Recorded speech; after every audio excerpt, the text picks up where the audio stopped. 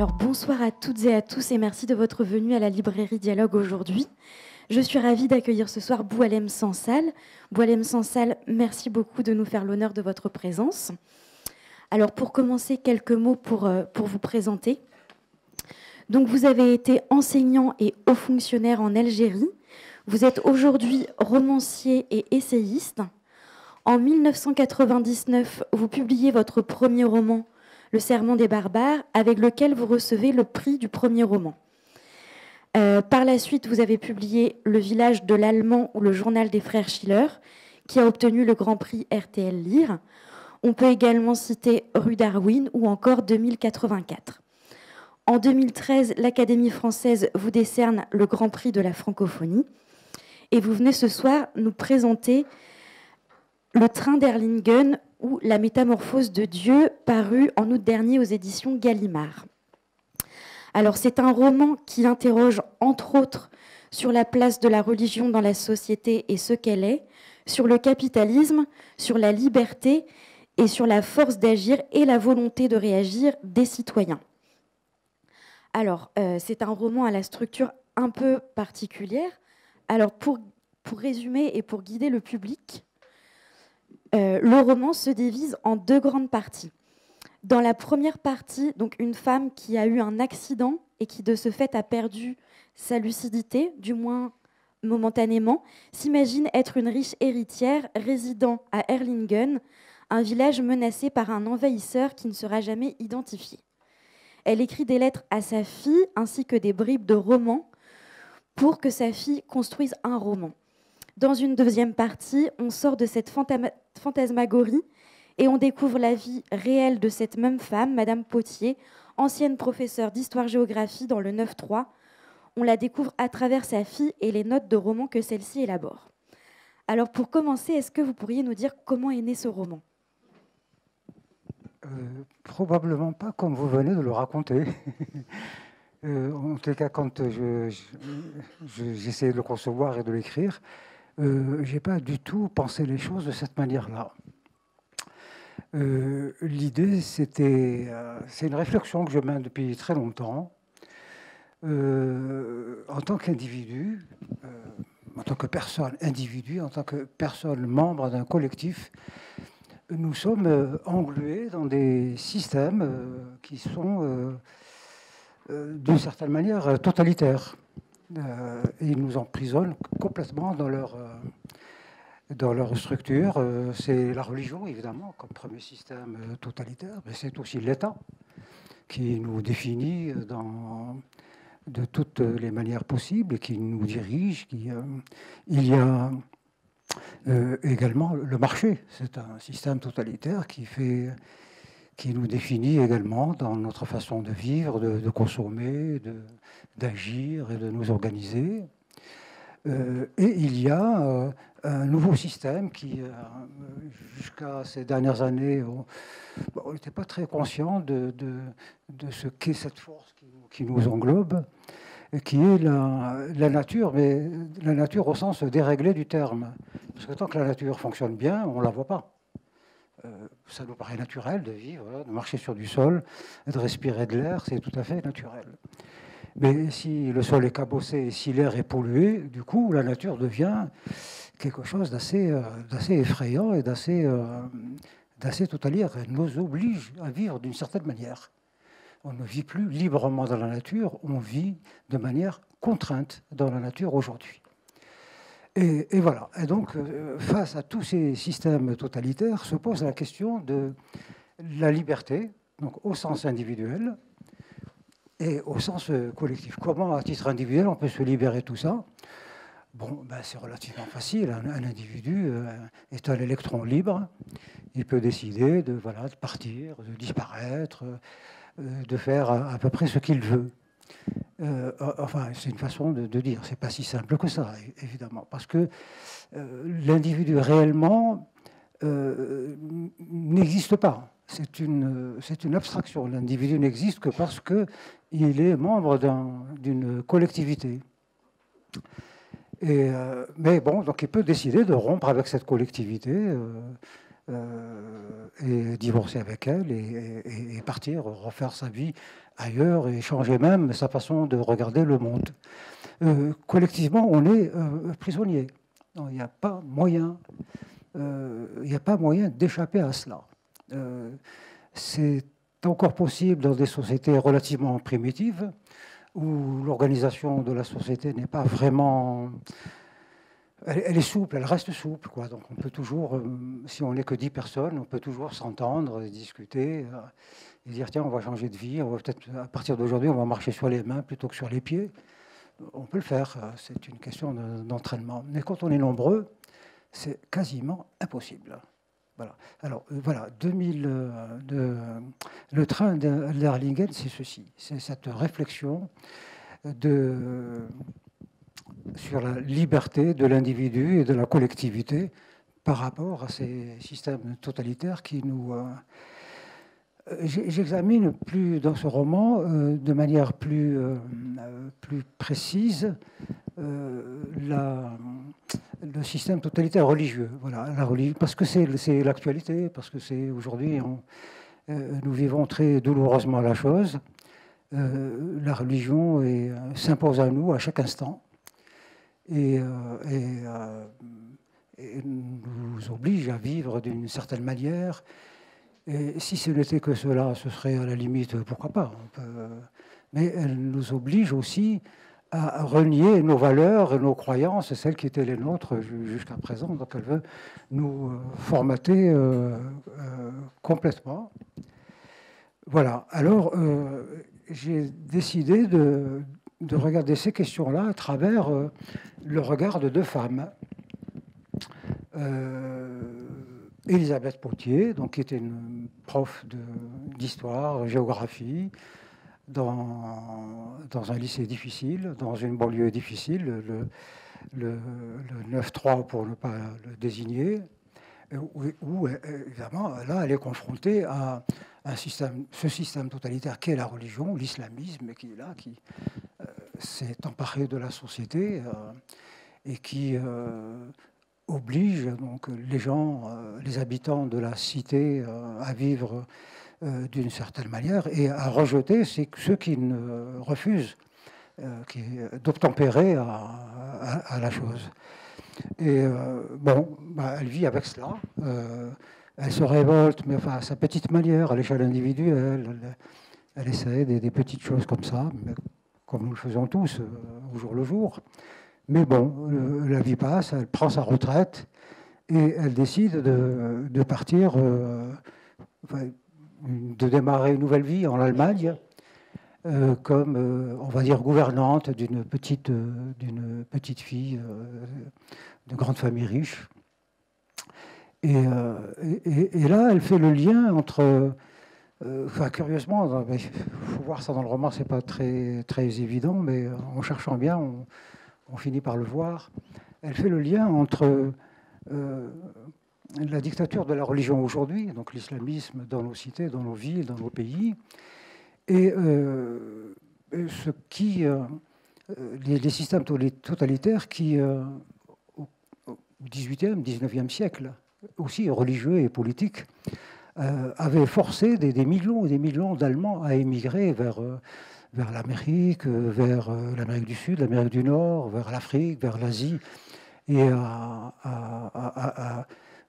coloniser ces pays-là. Donc c'est en voulant échapper à la dictature on va dire des seigneurs, des systèmes féodaux, de la religion, ils partent ailleurs et finalement eux-mêmes deviennent un système de dictature puisqu'ils colonisent des pays, ils exterminent des Indiens et des choses comme ça. Vous voyez qu'en voulant échapper à une dictature, finalement, c'est ça qui est peut-être la grande leçon de ce livre, c'est qu'on ne peut y échapper que si soi-même on devient une sorte de dictateur. Parce que pour se battre contre des systèmes très hyper puissants, c'est pas avec notre petite faiblesse qu'on peut échapper à... Nous devons être aussi forts, sinon plus forts que lui, pour pouvoir le détruire et atteindre et redevenir libre. Donc, voilà. Mais c'est que quand soi-même, on devient très fort et qu'on arrive donc à casser l'ordre totalitaire, comme on a abattu les rois, comme on a abattu le système féodal dans le temps, ben, on l'a remplacé par quoi? Par des États modernes qui sont aussi totalitaires. Il a fallu que ceux qui se battaient contre l'ordre royal, la monarchie et le système féodal, il a fallu qu'eux-mêmes deviennent très puissants pour pouvoir le détruire. Et une fois qu'ils deviennent très puissants et qu'ils chassent le concurrent, ils se disent ben, maintenant que j'y suis, je reste. Et, voilà. Et donc, c'est très curieux que le chemin de la liberté passe par la dictature. Ce que font les islamistes aujourd'hui, c'est bien ça. En voulant échapper à la dictature du système occidental qui a colonisé les pays musulmans au cours du XVIIIe et du XIXe siècle, eh ben, ils se renforcent dans leur religion, et ce qui leur permet en ce moment d'attaquer l'ordre qui est le nôtre aujourd'hui. Finalement, une fois qu'ils le détruisent, ils s'installent et ils sont forcés de devenir encore plus dictatoriaux en quelque sorte. Et voilà, c'est une réflexion qui n'a pas de solution en fait. Voilà, c'est des mécaniques qui n'ont pas de solution. On échappe à une prison pour aller dans une autre prison. Voilà. Et l'humanité aujourd'hui est presque interpellée sur... elle doit réviser toutes les notions, toutes les catégories qui font que les hommes arrivent à vivre ensemble. Donc on a besoin d'une organisation. Mais qu'est-ce que c'est qu'une organisation? On a besoin d'un État. Mais qu'est-ce que c'est qu'un État? Il faut redéfinir l'État. Pour pouvoir vivre ensemble, on a besoin de conventions. Mais qu'est-ce que c'est qu'une convention? Et d'un système de droit. Mais qu'est-ce que c'est que le droit? Il y a droit et droit. Il y a le droit divin, il y a le droit féodal, il y a le droit de la force, il y a le droit scientifique.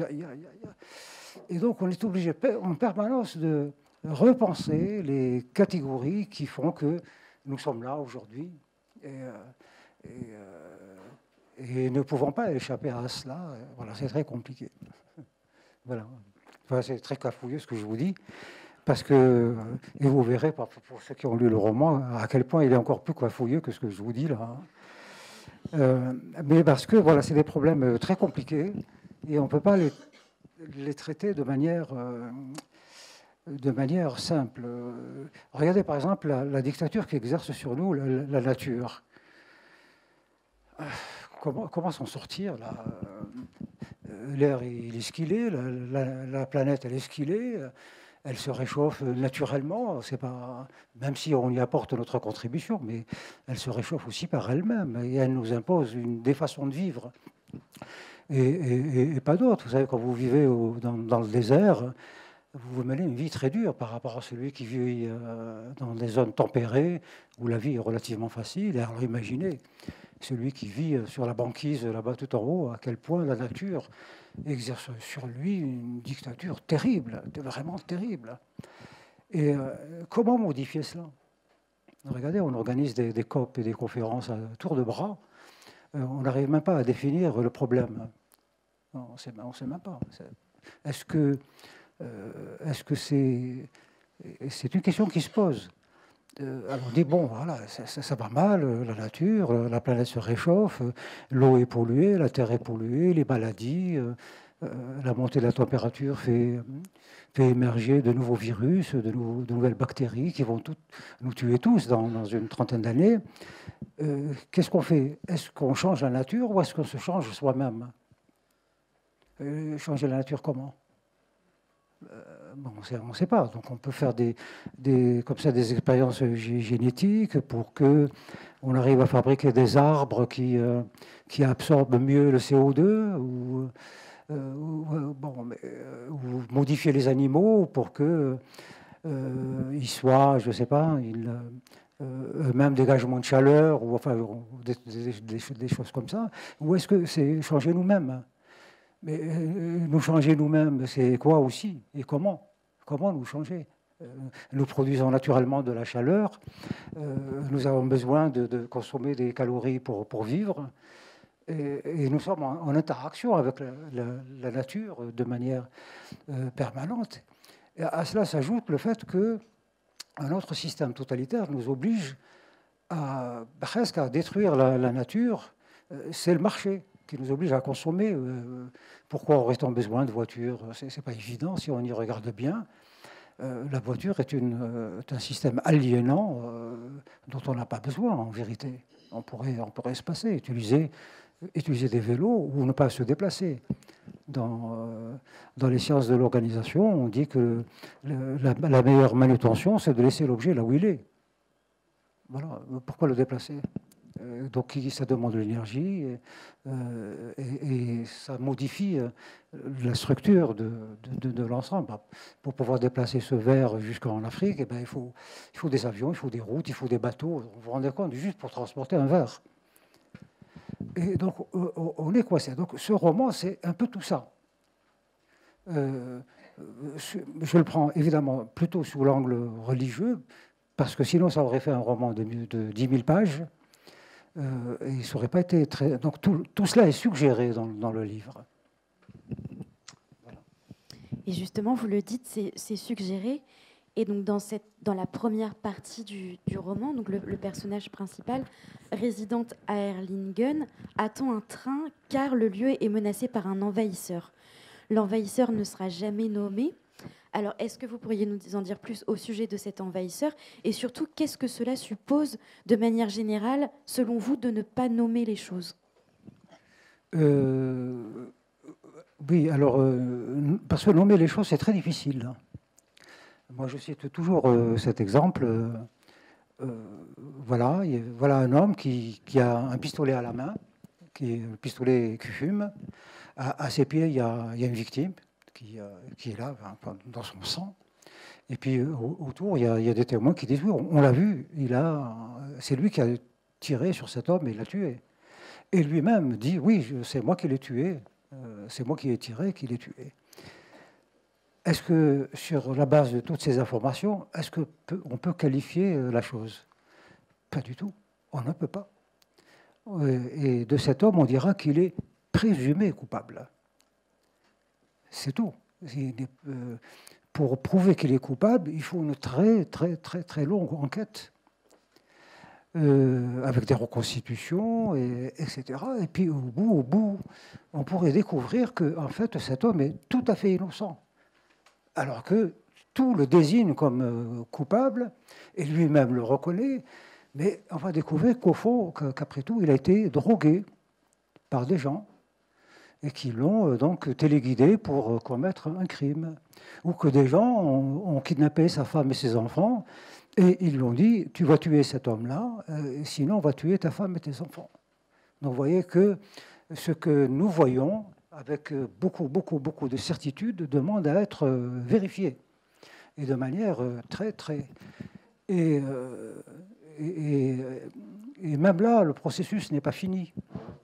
Cet homme dont on vient de dire qu'il a été manipulé, il n'a pas réellement commis ce crime, mais il reste la suite de l'opération. Il a quand même, c'est lui le criminel matériel.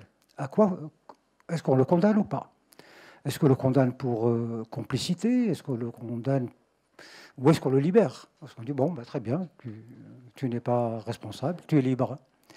Donc voilà, on est devant qualifier les choses, c'est pas évident. Alors aujourd'hui, qui parmi vous peut dire, nous voyons bien que ça va mal et que ça a un lien avec l'islamisme, avec l'islam. Et nous sentons tous que nous sommes un peu cernés par quelque chose qui est autour. Mais qui pourrait le définir de manière exacte? Personne. Est-ce que c'est des voyous est-ce que ceux qui commettent les attentats, est-ce que réellement ce sont des islamistes? Peut-être qu'il dit oui, lui il dit je suis un islamiste, mais c'est pas évident. Et quand pour vérifier s'il l'est ou s'il l'est pas, on va lui poser des questions. Et on va voir que il ne sait rien du Coran, il ne sait rien de l'islam. Et donc voilà, et que vraiment, et quand on lui demande d'expliquer pourquoi il a fait cela, il ne sait pas. Donc vous voyez que c'est difficile de définir. C'est pour ça que dans ce roman, rien n'est en fait nommé. Parce que il revient à chacun de nommer ce qu'il ressent, lui. Vous avez remarqué aujourd'hui, quand on parle de température, on dit toujours, on donne toujours deux chiffres. Hein. On dit il fait 25 degrés, mais ressenti 30. Bon, donc c'est à chacun de dire s'il fait 25 ou 26 ou 28 ou 30 en fonction de de son état. S'il est fatigué, peut-être qu'il lui paraîtra, l'atmosphère lui paraîtra beaucoup plus chaude. S'il est jeune et en forme, ça lui paraîtra tout frais. Voilà, rien n'est nommé dans ce roman. Alors vous voyez, un peu avec tout ce que je vous ai dit depuis tout à l'heure, plus le fait que rien n'est nommé, vous imaginez comme la lecture de ce livre peut être difficile, quoi. Alors, dans ce roman, donc, dans la première partie, il y a cette attente des citoyens qui ne réagissent pas. Ils attendent un train qui va peut-être venir, on ne sait pas. Était-il important pour vous de souligner cette passivité qui s'ancre dans nos sociétés ? Oui, oui, parce que dans la mesure où on ne sait pas nommer, puisqu'on ne comprend pas les phénomènes, hein, donc on ne les comprend pas bien, et puis on a beaucoup de mal à désigner des responsables. Vous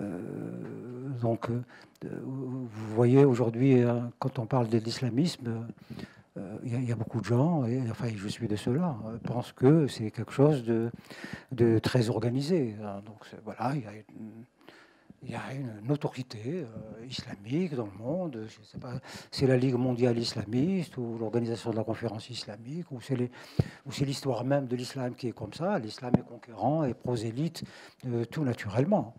Et donc, moi, ça me paraît assez évident. Je vis dans un pays musulman et je sais bien, les prêches qui sont tenus dans les mosquées et tout ça, c'est bien des prêches de conquête. C'est comme au Moyen-Âge, on disait Dieu le veut, allons libérer la Palestine, Dieu le veut. Donc il y a des gens aujourd'hui qui tiennent ce discours, Allah le veut. Donc on exécute un truc qui est très, très pensé depuis toujours. Quand l'islam est né, le prophète est là, les petits compagnons, une petite bande des compagnons du prophète, quelques centaines de personnes, se sont posé la question, Dieu nous ordonne de porter l'islam partout dans le monde. Ok, mais on va faire ça comment? Nous, on est trois chats. Comment on va faire? Donc imaginez, on est au 7e siècle, en Arabie, désert total. De temps en temps, on voit passer un chameau, c'est tout. Et puis, 3-4 bonhommes qui nourrissent ce projet fou. Enfin, c'est pas un projet, c'est un ordre de Dieu. Et comment faire? Donc, donc, depuis cette époque, les musulmans se posent la question. Et de temps à autre, il y a quelqu'un qui a une idée, qui dit... la chose s'est passée de la même manière avec le christianisme. Quand Jésus et ses 12 petits compagnons, vraiment, à tout casser, ils ont dû convertir une centaine de juifs. Parce que très vite, dès qu'il a commencé à faire son prêche, il a été isolé, arrêté et puis crucifié. Donc au plus ils ont converti. Et puis les apôtres ont été obligés de fuir, puisqu'ils étaient recherchés par... Et donc ils se sont retrouvés dans des univers, ils ont quitté la Palestine. C'était le seul endroit au monde où le monothéisme existait. Ils sont sortis de là, passé la frontière, et ils ont découvert des mondes bizarres. C'est des mondes polythéistes. Chez les Phéniciens à côté, chez les Assyriens, le truc, chez les Grecs, les Romains, Donc déjà, il faut comprendre que pour convertir des gens, il faut savoir quelle langue ils parlent, comment ils pensent, et qu'est-ce qu'on peut utiliser de ces croyances pour essayer de le retourner, de le convertir. Eh bien, c'est la même chose. Donc, ils ont développé des stratégies. Paul et Pierre ont développé des stratégies diverses et variées qui ont fait que, quelques siècles plus tard, ces 12 bonhommes, ils étaient 2 milliards. Dans l'univers musulman, c'est pareil. Donc, les gens... Alors, certains, ils se sont dit, on va faire On va faire d'abord, pour mobiliser les gens, il faut, si on ne peut pas les convertir, il faut peut-être je sais pas, les acheter, leur offrir quelque chose, le butin. Donc l'idée de la conquête, c'est le butin. Voilà, les premiers musulmans ont parlé à ces idolâtres, ils leur ont pas tenu le discours de Dieu, patati patata, pas du tout. Viens avec nous, nous allons conquérir, etc. C'est l'exaltation de la guerre et tout ça, et c'est le butin. C'est comme ça que plein de gens, tous ceux qui étaient au chômage, etc., ben, ils ont rejoint. Et donc, voilà, ils attaquaient les tribus et ils se faisaient du butin. Et petit à petit, ce qui n'était que vil commerce devient une justification. Voilà. Et après, on habille ça de considérations religieuses, d'ailleurs très précaires, qui n'ont été finalement réellement construites que plusieurs siècles plus tard. Voilà. Et donc, après, ça a été le mercenariat, c'est-à-dire les armées arabes, qui n'étaient pas très nombreuses, avançaient au fur et à mesure, elles recrutent sur la base de on va conquérir des terres, et donc vous serez propriétaire, vous serez ceci, le butin, les femmes, etc., l'aventure. Donc c'est comme ça qu'au début les religions se propagent, et puis après, quand les premiers empires commencent à se constituer et tout ça, qu'il y a des rois et tout ça, se pose vraiment toujours l'éternelle question, le pouvoir a besoin de légitimité.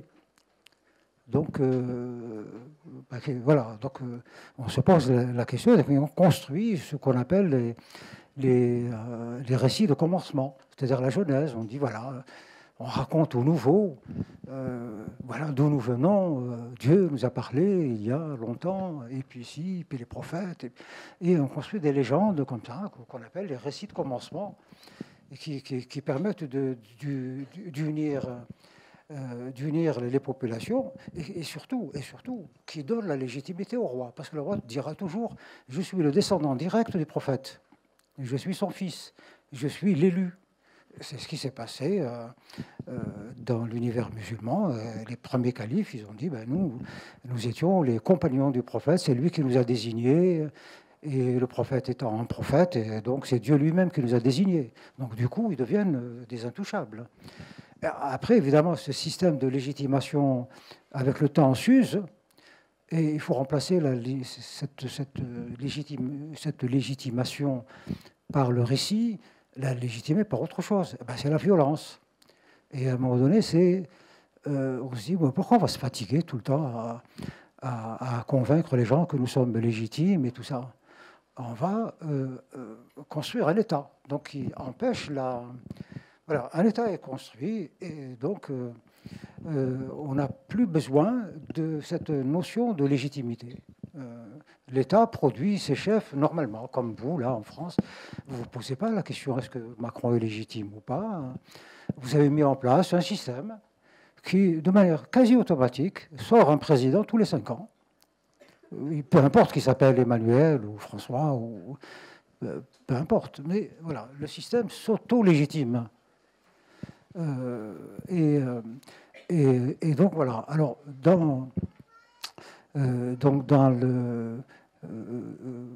l'univers musulman, bon, donc voilà, la conquête se fait, et au fur et à mesure se sont posées toutes ces questions de légitimation, de construction du pouvoir et tout ça, et de démarches diverses et variées. Alors, en cours de route, il s'en est créé un certain nombre. Il y a des gens, par exemple, qui disaient la seule façon de nous légitimer, c'est de partir du Coran.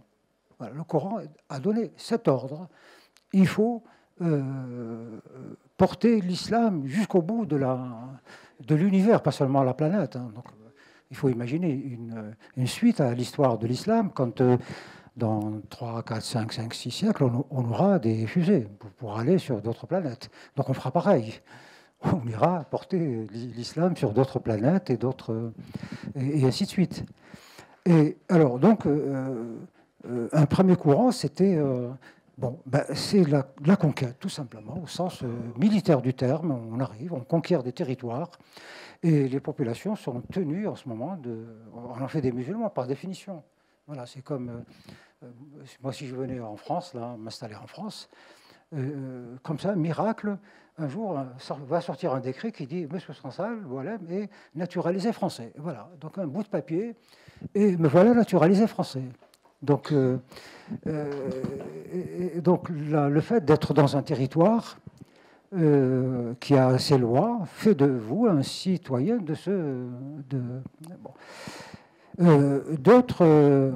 un autre courant est parti sur l'idée quand même que la religion, c'est aussi une métaphysique, une philosophie.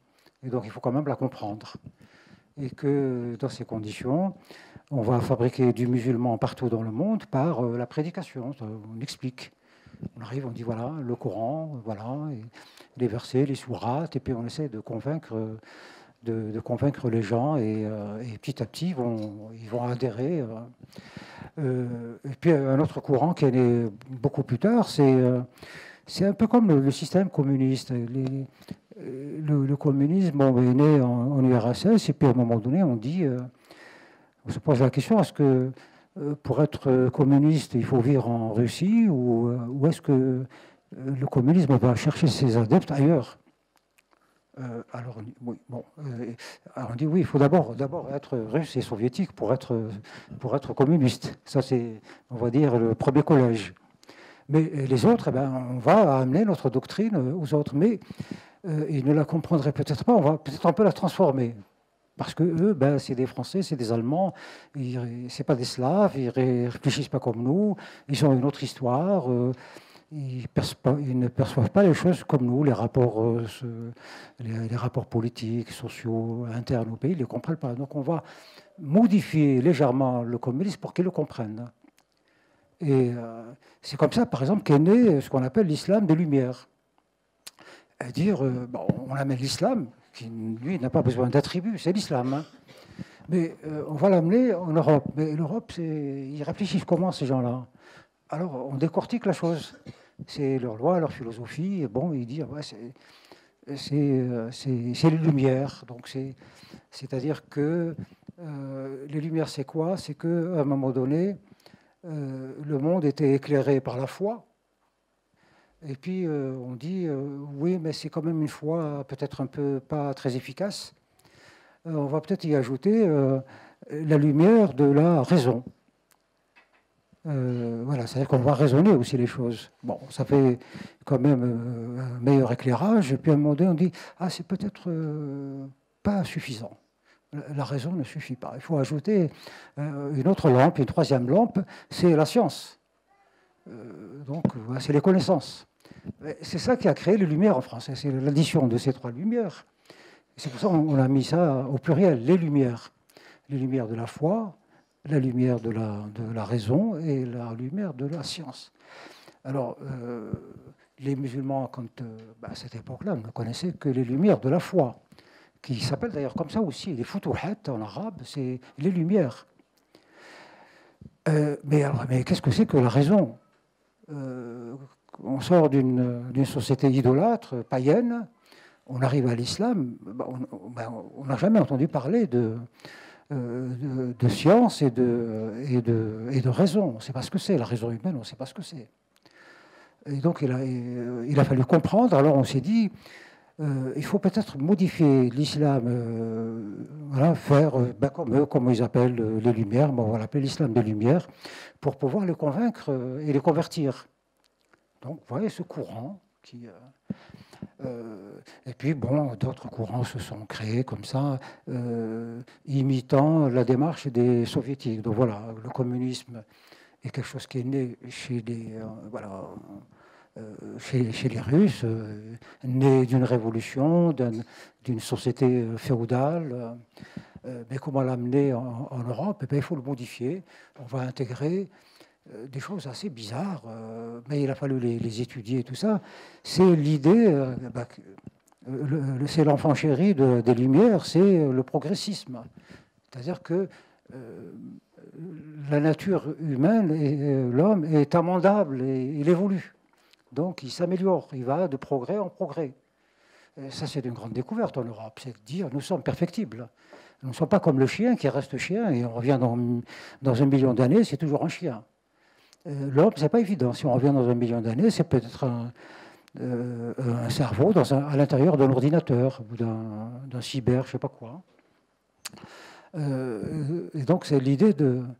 Donc, il a fallu intégrer cette idée du progressisme et l'idée de l'humanisme. C'est-à-dire que la centralité, le centre du monde, c'est l'homme, quoi. C'est un peu prendre Aristote à l'envers, qui lui disait le soleil bouge, quoi. Enfin, c'est tout bouge sauf la Terre. Et en fait, il faut inverser les choses. Tout bouge, quoi. Et donc, qu'est-ce que j'étais en train de dire? Oui, donc les soviétiques ont été obligés de réviser un peu leur croyance, introduire l'idée du progressisme. Donc, voilà, pourquoi il parlait tout le temps de progrès, et de l'humanisme. Parce que la société collectiviste nie l'individu, donc elle nie l'humain. C'est un élément d'une machine, d'une organisation. Nous sommes tous pareils, comme les fourmis, donc la fourmi individuelle n'existe pas, elle n'existe que parce qu'il y a la fourmilière et que les fourmis sont ensemble. Et donc, on introduit dans le communisme vision soviétique, on introduit des outils de propagande, qui est le progressisme et l'humanisme. Parce que voilà, on ne va pas dire aux Européens pour les convertir au communisme, au centre du monde est le parti. Ben, ils sont dans la démocratie, dans la pluralité, le pluralisme et le changement permanent. Donc, ils vont vous rejeter tout de suite. Donc, il faut leur dire, on adhère à votre idée que l'homme est au centre du monde. L'humanisme, c'est ça. Et que l'histoire n'est pas finie. L'histoire s'écrit tout le temps. Donc, le progrès. Donc, on va travailler à améliorer la condition des ouvriers, améliorer la vie. Et tout. Et ben, tout ça, dans l'islam, c'est pareil. Les musulmans, au cours des 14 siècles de leur histoire, ont imaginé plein de ruses, de techniques pour porter leur message dans des régions polythéistes ou païennes ou carrément athées. Où il n'y a pas de religion, comme dans les pays asiatiques, c'est des philosophies quoi, de la vie, c'est pas véritablement des religions. Donc ils ont développé des instruments. Et ça a fonctionné au cours des siècles. Mais à un moment donné, le monde musulman s'est effondré avec les colonisations. Donc, à un moment donné, l'empire musulman, donc grâce à toutes ces techniques absorbant un peu tout, ils sont devenus l'Amérique de l'époque. Les musulmans gouvernaient le monde entier. Mais en Europe était en train de naître quelque chose. L'Europe se découvrait sa puissance et son originalité, et donc progrès, etc., etc. C'est devenu l'hyperpuissance. Et donc, voilà, comme les Américains ont éliminé les Soviétiques, l'Europe a éliminé le monde musulman. Donc, des siècles de régression à partir on va dire, du XIIIe, grosso modo, on va dire même du XVe siècle, quand la Reconquista en Espagne a chassé les musulmans de l'Espagne et qu'ils ont reflué que les musulmans ont reflué vers le monde musulman. Et là, l'Europe, évidemment, est devenue la grande puissance impérialiste et elle a conquis tout le monde.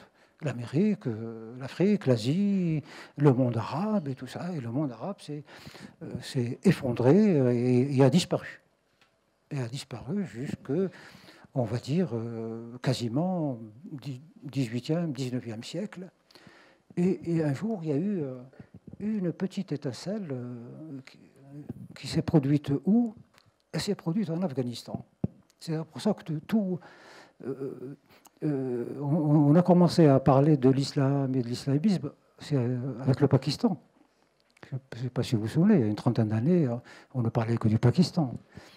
Les Russes avaient conquis ce pays, ils ont installé un régime communiste, et puis le peu d'islam qui est resté a disparu. Et voilà qu'un jour, un bonhomme, dans son petit coin, il réfléchit, et il invente un mot, il dit, il faut absolument je ne sais pas, mais il faut qu'on travaille à faire quoi? La renaissance de l'islam, qui avait disparu, réellement disparu. La renaissance. En arabe, ça s'appelle un nahda. Et vous voyez tout de suite pourquoi, dans quasiment tous les pays musulmans, il y a au moins un parti qui s'appelle le parti Nahda. Nahda en Tunisie, Nahda en Algérie, Nahda en Égypte, etc., etc. Nahda, ça veut dire renaissance. Et ce monsieur-là, qui était dans son petit coin, un petit philosophe de quartier, enfin de petit village, si les Français ne l'avaient pas découvert, je crois que l'islam aurait continué à disparaître et il n'y aurait rien eu de tout ce que nous vivons depuis maintenant quasiment presque un siècle. Cet homme s'appelle Jamal ad-Din al-Afghani. Jamal ad-Din, c'est un prénom. Al-Afghani, l'Afghan. Alors il est d'origine perse, mais aussi arabe. Il a fait ses études à Bagdad, et puis il est retourné chez lui, donc dans ce petit village. Il enseignait, et puis il avait cette petite folie, la nahda. Il faut quand même qu'on fasse quelque chose pour l'islam a disparu.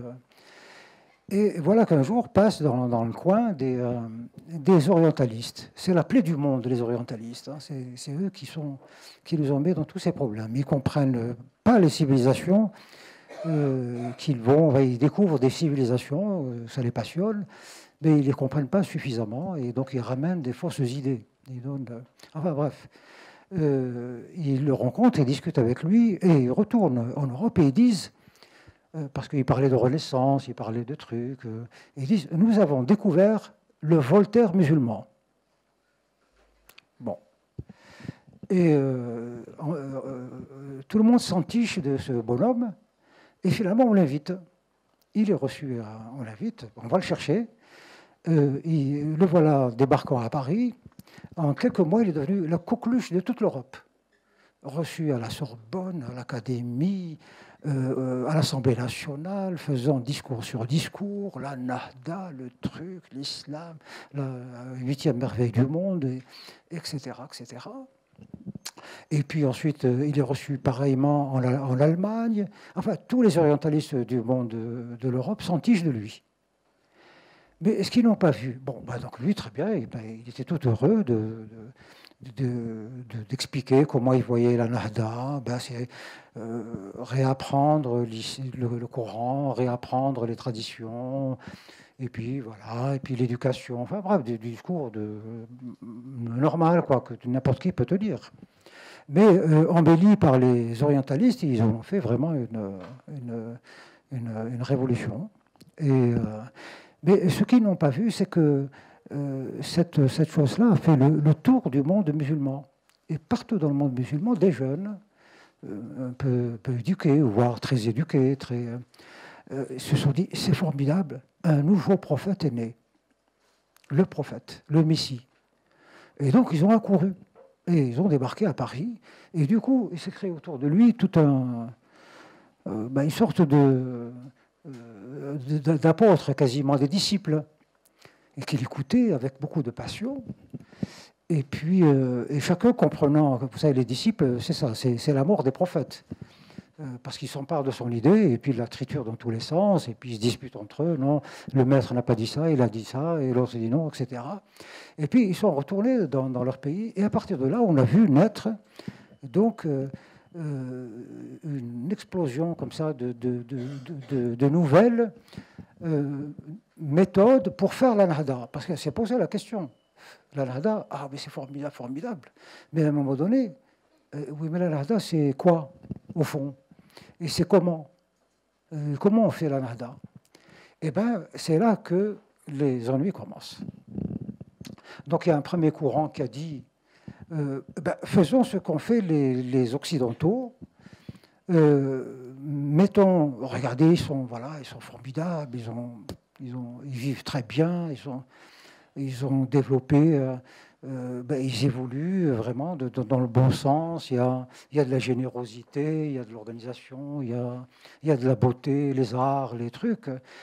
C'est ça l'islam, devrait produire la même chose, de la beauté, de la sincérité, c'est ça. Et donc, ça a créé un peu ce courant dont je vous parlais tout à l'heure, l'islam des Lumières, dont un des plus brillants représentants chez vous, qui est mort il y a quelques années, c'est Malek Chebel. Hein. Je ne sais pas si vous connaissez. Bon, enfin, apparemment, personne ne connaît. Mais voilà, donc c'est des gens qui lisent le Coran à la lumière de Kant, à la lumière de Spinoza, à la lumière de qui... Voilà, donc c'est un courant très intéressant, mais qui restait très élitiste. Hein. Je crois qu'en France, vous devez avoir une douzaine de personnes comme ça qui se revendiquent de ce courant et qui œuvrent dans ce sens-là. Mais c'est un tout petit courant. Alors, à cause de l'atmosphère qui régnait dans le monde musulman et en Europe dans les années, on va dire, entre les deux guerres mondiales, les guerres de la colonisation, la décolonisation, les deux guerres mondiales, la crise économique, le chômage et tout ça, il y a des gens qui ont développé une autre démarche. Si nous voulons faire la Nahda de l'islam, il faut absolument revenir à ce que, aux origines et aux ancêtres. Le mot arabe pour dire les ancêtres, c'est salaf. Salaf, c'est l'ancêtre. Ça a donné le courant salafiste. Donc ceux qui disent revenons à l'islam du temps du prophète, quand le prophète était vivant. Voilà. Après sa mort, c'est un islam dévoyé par les compagnons, les États qui l'ont utilisé dans tous les sens. Et c'est devenu. Il faut revenir à l'origine, à la pureté. C'est ce courant qui, aujourd'hui, curieusement, est très, très puissant en Europe. Très puissant. Le prétexte, c'est que la société occidentale, aujourd'hui, dans le monde musulman, elle est vue comme très dépravée. Voilà, c'est la dépravation, c'est l'hypocrisie. Donc, il faut revenir. Donc, voilà, ça pousse les jeunes musulmans ici, ceux qui ont ce sentiment de pureté, vouloir la pureté vraiment de toute leur force, eh ben, ils vont vers le salafisme le plus... en fait, il y a deux salafismes. Il y a un salafisme dit piétiste. Donc le bonhomme, il va dans sa mosquée, il lit le Coran, il ne lit rien de ce qui a été écrit après. Il s'en tient seulement au Coran et il en fait, souci de pureté, il en fait une lecture littéraliste. C'est-à-dire qu'il s'interdit d'interpréter. Si le Coran dit qu'il faut casser ce verre, ben, je le casse. Voilà. Je ne cherche pas à savoir pourquoi Dieu a dit que c'est le courant piétiste. Voilà. Et puis il y a le courant... c'est-à-dire le gars qui dit « Moi, je ne peux pas vivre dans la pureté si je suis entouré de gens dépravés. Donc, il faut que je les chasse, il faut que je les éloigne. Hein. J'ai besoin de vivre sur une terre pure. Donc, on doit vivre entre nous. Dans notre quartier, c'est une terre qui est sanctifiée. On est entre nous. On applique vraiment le Coran des origines, etc., etc. » Et voilà, ce qui explique un peu donc ce qui se passe, ce que vous appelez le communautarisme n'est pas réellement le communautarisme. C'était le communautarisme dans les années 60 où les gens se regroupaient, on va dire par corps de métier, comme dans le temps, les cordonniers sont ensemble, les forgerons sont ensemble, voilà. où les Alsaciens sont à part et les Normands se mettent à part. C'est que ça. Non, là, le communautarisme, dans beaucoup d'endroits, répond à cela. C'est du salafisme pur et dur, qui sont très, très puissants aujourd'hui. Et c'est eux qui, aujourd'hui, dans beaucoup de banlieues, instaurent cet ordre très comme ça, genre les Templiers. Voilà, vous ne pouvez pas rentrer, vous ne pouvez même pas traverser. Voilà. Et si on voit un chrétien, un juif qui passe là-dedans, le fait qu'il marche dans notre quartier, dans notre rue, on est mal. Bon, alors ça, c'est ce courant qui est très puissant. Un autre courant qui est aussi, qui commence à être puissant et même un peu dangereux, c'est le courant, on va dire, scientifique. C'est-à-dire que c'est les gens qui disent pour que le monde musulman fasse sa nahda et tout ça, il faut qu'il soit puissant. Il faut qu'il soit puissant parce que l'ordre mondial, ce n'est pas nous qui gouvernons la planète, c'est les Américains, c'est les Européens, demain ça va être les Chinois. Donc il faut qu'on soit puissant. D'où toutes les tentatives, on essaie de se regrouper dans une ligue arabe, on essaie de se fabriquer la bombe atomique, voilà, avec une culture très militariste dans beaucoup de pays musulmans. Le Pakistan qui a sa bombe atomique, qui a une armée incroyable. Saddam Hussein, pourquoi il avait la 4e armée du monde. Et dans tous les pays, dans ce pays-là, il y a cette folie de vouloir avoir l'armée la plus puissante, la plus moderne, la plus truc. Voilà, c'est du machisme. Voilà, on veut montrer ses biscottos pour pouvoir faire avancer sa cause religieuse et voilà, et pour se faire respecter. C'est un courant qui a marqué les pays arabes et musulmans ces 30 dernières années. Et puis, donc, imitation du communisme, c'est la Nahda a été traduit par le mot révolution, c'est-à-dire au sens soviétique du terme. Donc, il faut travailler avec le peuple. Il faut travailler avec le peuple, c'est-à-dire les syndicats, les ouvriers. C'est eux qu'il faut mobiliser, parce que c'est eux la masse, c'est eux le nombre. Et donc, et puis ils sont plus faciles à enrôler. Et ce courant qui est né en Égypte en 1928 et qui est aujourd'hui une immense organisation qui compte plus de 40 millions de membres, qui a la tête d'une économie presque aussi puissante que l'économie française, qui ont des banques partout, qui ont des télévisions, des universités. C'est les frères musulmans. Aujourd'hui, là, les frères musulmans, en France, vous ne vous doutez pas, mais ça représente des centaines de milliards d'euros. L'économie halal, le hajj, les mariages, les trucs, les machins, un argent fou.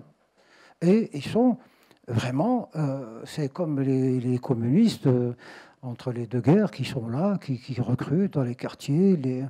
Voilà, on crée des sections, des machins, et ils avancent, et ils sont de très grands stratèges. Ils avancent vraiment très très très très très vite. Hein.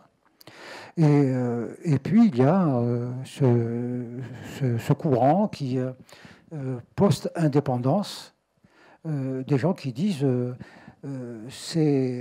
nous sommes libérés parce que nous avons eu le courage d'affronter l'Occident. On a pris les armes comme en Algérie, donc on a fait la guerre au colonialisme et on l'a chassé, et ainsi de suite. Donc c'est le djihadisme, c'est un islam djihadiste. C'est-à-dire, bon, allez, arrêtons avec les débats religieux, etc. On est musulmans, point. Allez, donc, et notre mission, c'est de convertir les gens.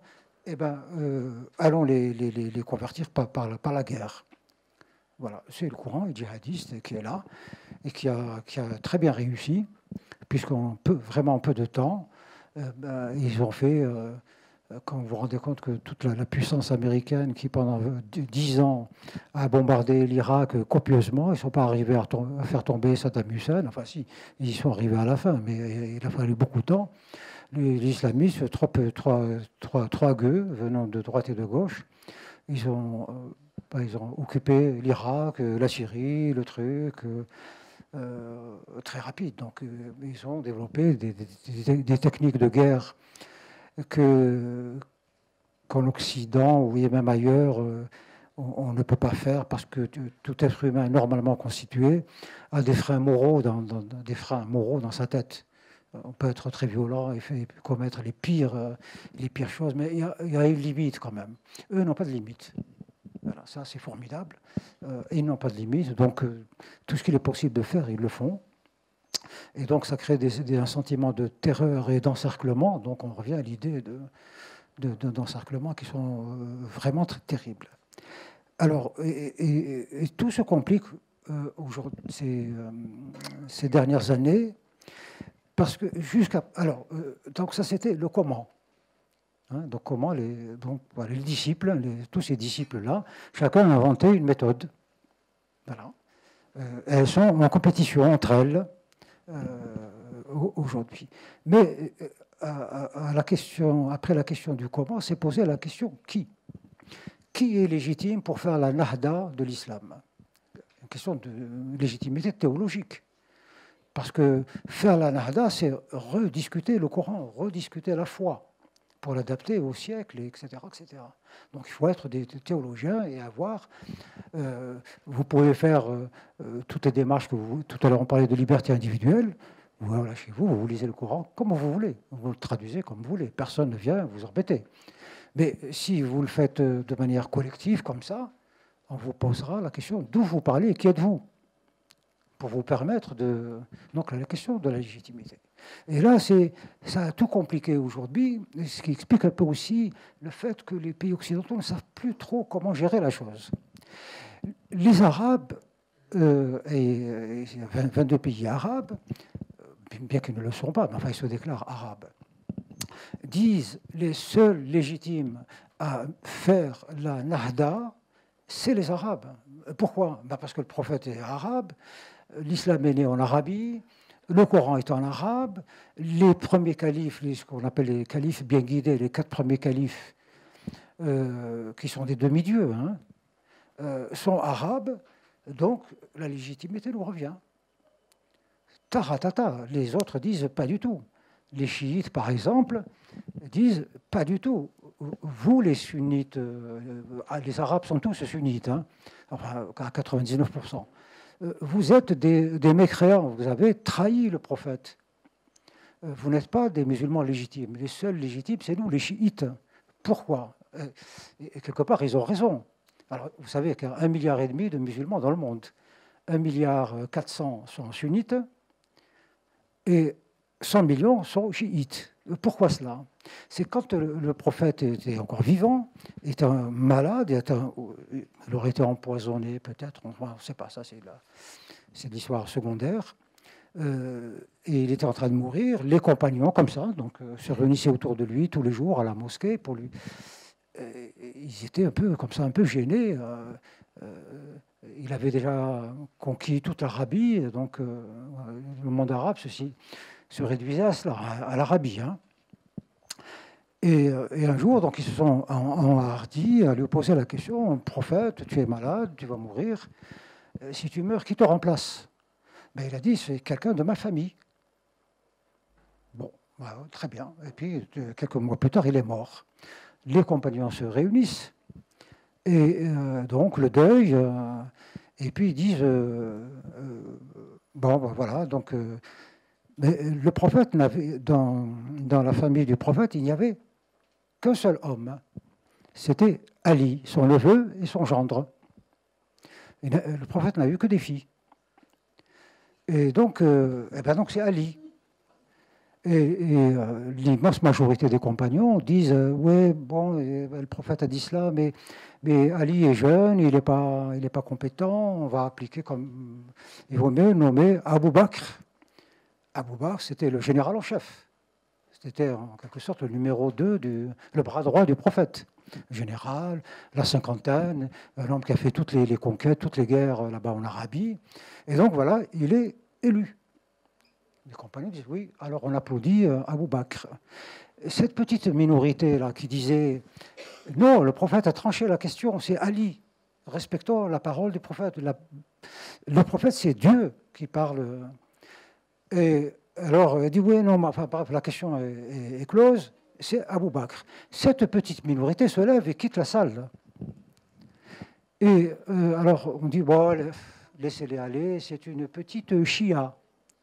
En arabe, le mot chia, ça veut dire une portion congrue, quoi. C'est rien du tout, quoi. Une petite. Hein. Et chia, ça donnait les chiites. C'est de là que viennent les chiites. Donc ils sont partis. Et donc ils ont.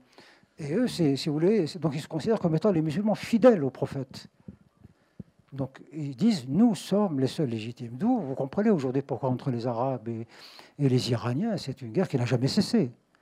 Mais les Iraniens, ils ne sont pas bêtes, ils sont 100 millions, les autres sont 1,4 milliard. Et donc, il faut compenser leur infériorité numérique par quelque chose d'autre. Bon, l'Iran est une grande civilisation qui essaie de se doter de la puissance militaire, diplomatique, culturelle, scientifique, d'où voilà, cette démarche iranienne qui est très, très particulière. Mais donc ça fait déjà 2 prétendants à qui va faire la Nahda, les Arabes et les sunnites et les chiites. Mais voilà, une 3e voix qui dit ni l'un ni l'autre. Le seul légitime, c'est moi, c'est-à-dire la Turquie. Parce que le dernier calife vivant, c'est le califat ottoman, qui a été déposé en 1923 par Atatürk. Qui est devenu, voilà, il a un coup d'État, il a chassé le calife, en disant terminé avec les religions, le califat, c'est fini. Bon, mais eux, ils se disent nous sommes seuls légitimes à faire la nahda de l'islam et tous les musulmans doivent, comme disait Henri IV, ralliez-vous à mon panache blanc. D'où la politique d'Erdogan, qui se pose en calife. Déjà, il s'est construit un palais qui fait, je ne sais pas, 6000 pièces et trucs, etc., anti-atomique et tout ce que vous voulez, et qui mène une politique califale. Il a pouvoir absolu, mais absolu au sens vraiment des califes, c'est-à-dire que vraiment c'est le droit divin, un mot et ça suffit, hein, pas besoin de... Et donc il se pose comme... donc ça c'est les 3 prétendants, donc vous comprenez maintenant les guerres entre les conflits entre Arabes, Iraniens, chiites et la Turquie qui essaie de se placer.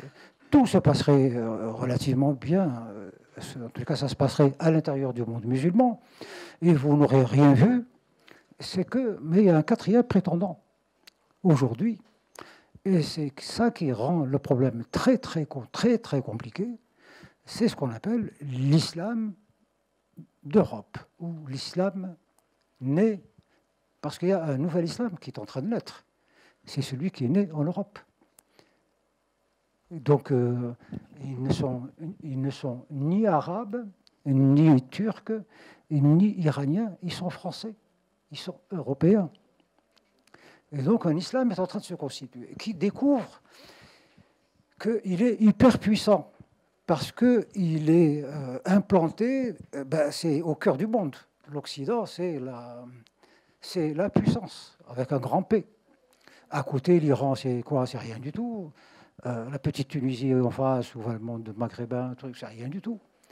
Donc il y a un islam qui est en train de naître ici, qui prend conscience de sa force.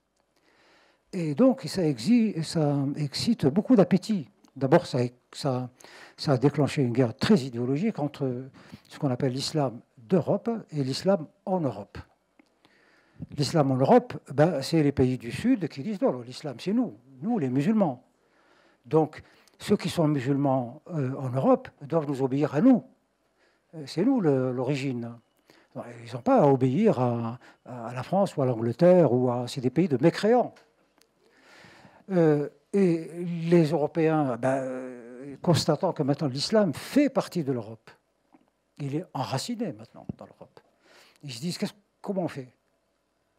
Donc, il vaut mieux en ce moment... peut-être donner à l'islam un statut, faisant de l'islam une religion d'Europe. La deuxième, puisque il y a, vous savez, encore 10 ans, et il y aura sur Terre plus de musulmans que de catholiques. En ce moment, il y a 1 550 millions de catholiques et 1 500 000 000 de musulmans. Encore 50 millions, et le rapport de force s'inverse. Et donc, ils disent... Qu'est-ce qu'on fait donc de cet islam? On ne peut pas prendre la gomme et l'effacer, il est là. Et la natalité, les choses étant ce qu'elles sont, donc il va tout naturellement s'accroître.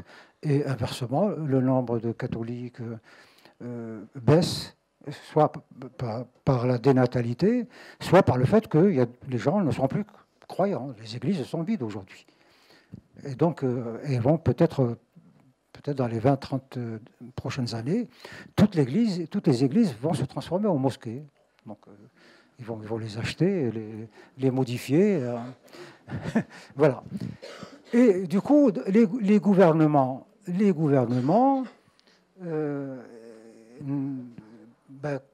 faisant ce constat rationnel, l'islam est là, il y a 40 millions de musulmans en Europe, les tendances, etc., font que. Alors, essayons de maîtriser cet islam.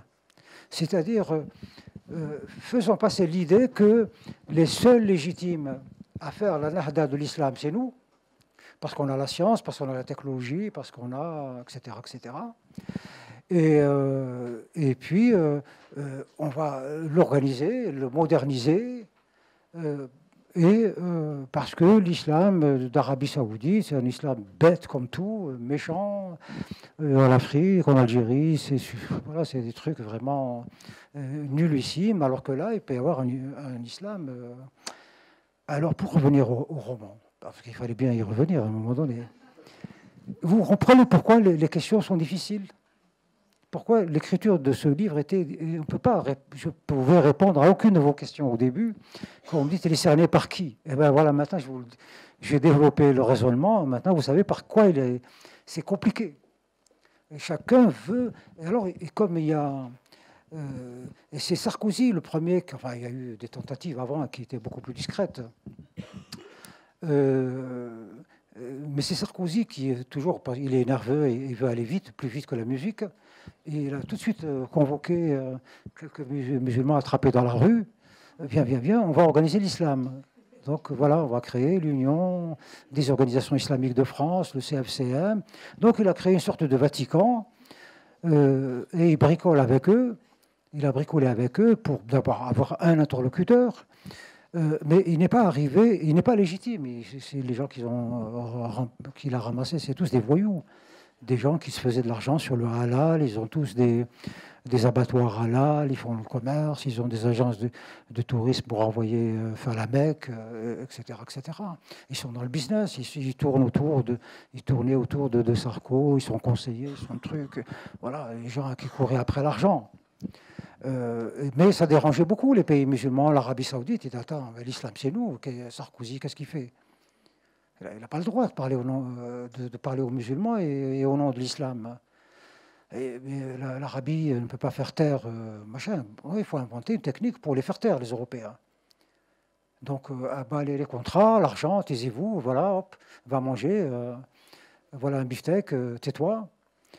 Et puis développer des stratégies comme ça, très intellectuelles.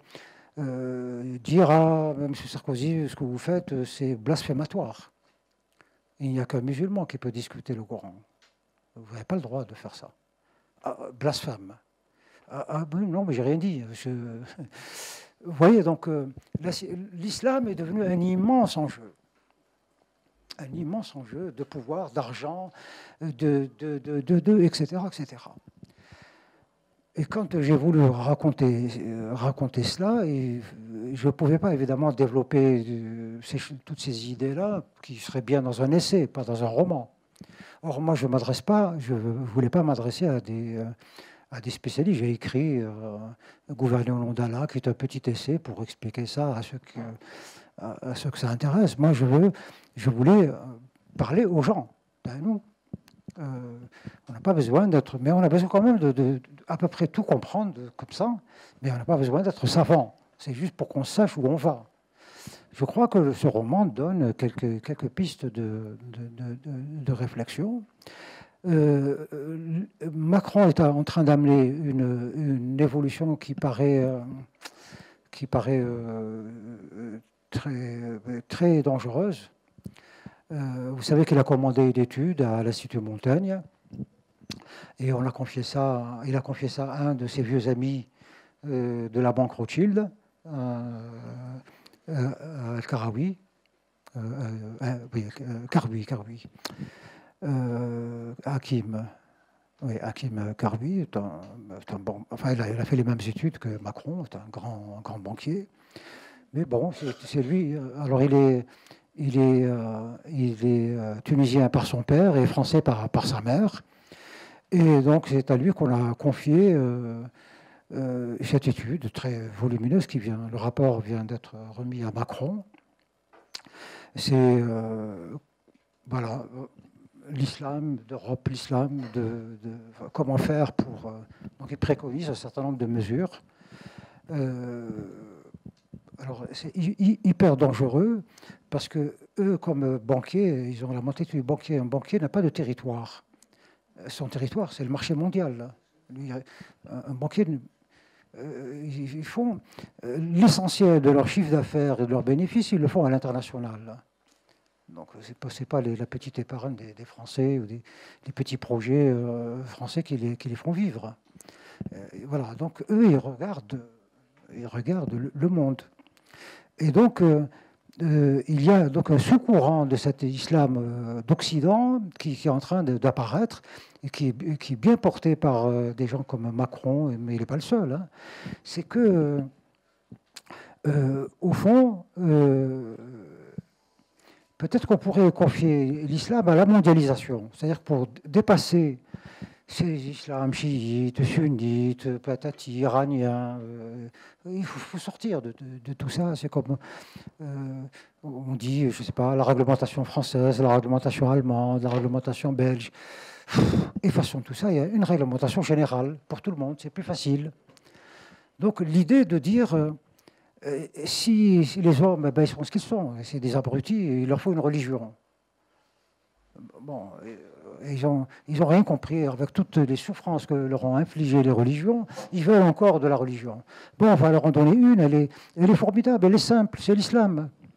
Il n'y a rien à faire, c'est juste, vous faites 5 fois la prière par jour, vous faites le ramadan 1 fois par an, voilà, vous mettez un voile, c'est tout. C'est très simple. Et donc on va sortir de ces conflits entre Turcs et machin, entre ci et ça. Et on a le pouvoir, l'Occident a le pouvoir à la longue d'imposer cet islam mondialisé. Il faudra peut-être lui donner un autre nom, évidemment, je ne sais pas quoi. Donc là aussi, vous comprenez que quand on dit on est cerné, donc j'imagine cette ville qui s'appelle Erlingen. Erlingen est une ville très riche, très bourgeoise, c'est emblématique de l'Europe, qui est riche, qui est belle, voilà, tout est. Il y a du coton partout, il y a voilà. Et voilà qu'ils sont heureux, ils sont tout. Et puis voilà qu'à un moment donné, le malaise. Ils se sentent cernés, ils ne savent pas par quoi. Alors quelquefois, le roman laisse penser que ce n'est pas les migrants qui viennent de partout. Ben non, pas du tout. C'est pas évident. Quelquefois, on peut penser que c'est, je sais pas, simplement des voyous ou des gens qui viennent d'une autre planète. Parce que c'est vrai qu'on ne sait pas. C'est comme ça le malaise, c'est ça, c'est qu'on ne sait pas d'où il vient. On est mal à l'aise. Pourquoi? On ne sait pas trop. Et donc, mais on réagit quand même au malaise.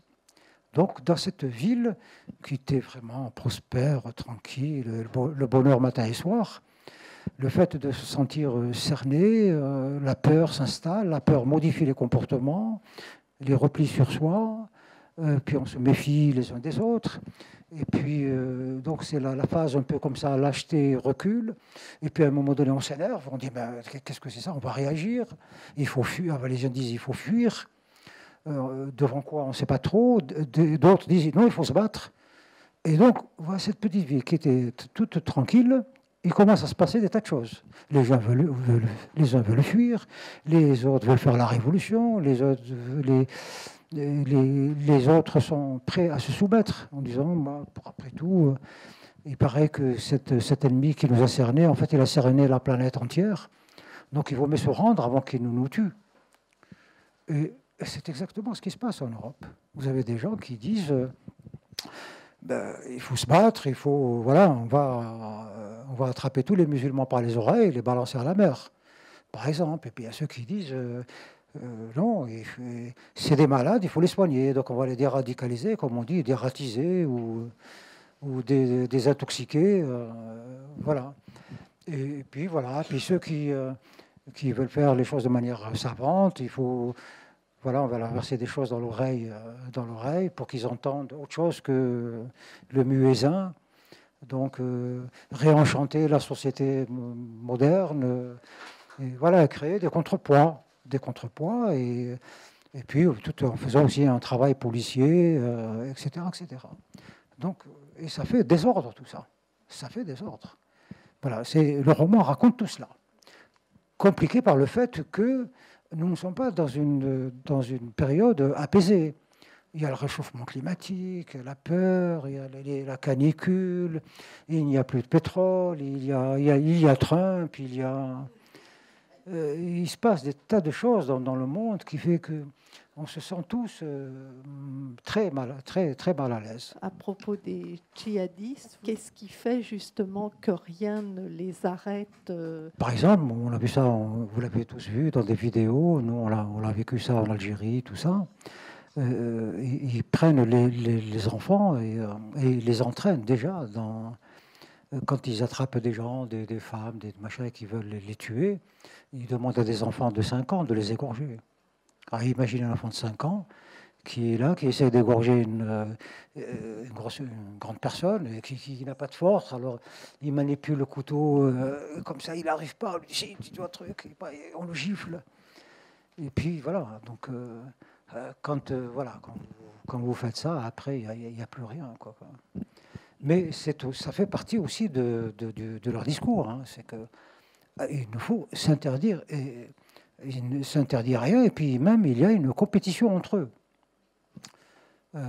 C'est à celui qui invente la méthode la plus terrible pour torturer, pour exécuter, voilà, c'est comme ces gens-là qu'on met dans des pneus comme ça, puis on a debout, et puis on met le feu aux pneus. Voilà, ça les amuse et ils inventent tous les jours des nouvelles méthodes. En Algérie, les militaires et les policiers, tout aguerris qu'ils sont, et des fois, ils trouvaient des cadavres, mais enfin, c'était inimaginable. Mettre des bébés dans un micro-ondes. Voilà. Quand vous voyez ce bébé se boursoufler à l'intérieur du micro-ondes, des concours comme ça, éventrer une femme et mettre des bébés à l'intérieur et recoudre. Donc, c'est un... Parce qu'ils ont fait de la terreur. Ils partent aussi de l'idée que la plus grande terreur est exercée par Dieu lui-même. Dieu qui comme ça, un tremblement de terre, 100 000 personnes sont mortes dans des conditions abominables. Donc ils partent de l'idée que la violence elle s'inscrit dans le dessein divin, puisque Dieu le fait. Les gens qui meurent comme ça, dans des conditions abominables, que Dieu pourrait sauver, ou enfin devrait pouvoir faire en sorte que ceci ne se produise pas. Non seulement ça se produit, mais on n'a jamais vu Dieu intervenir à la dernière seconde pour sauver les gens. Donc c'est normal. Là. C'est normal. Et puis, c'est une drogue aussi après. Hein. C'est pour ça quand on dit ceux qui étaient chez Daesh, et on se pose la question, les ramener, il faut y regarder vraiment de près. Hein. Parce que voilà, c'est des gens qui sont passés au-delà de la frontière, l'ultime frontière morale. On réinsère des gens qui ont fait ce qui est, on va dire, normal, quoi. Des crimes normaux, s'il en existe. Mais oui, ça, on peut réinsérer. Et encore, ça prend beaucoup de temps. Mais là, c'est pas possible. Non, voilà. Vous parlez d'une manière libre, mais vous vous mettez en danger, non?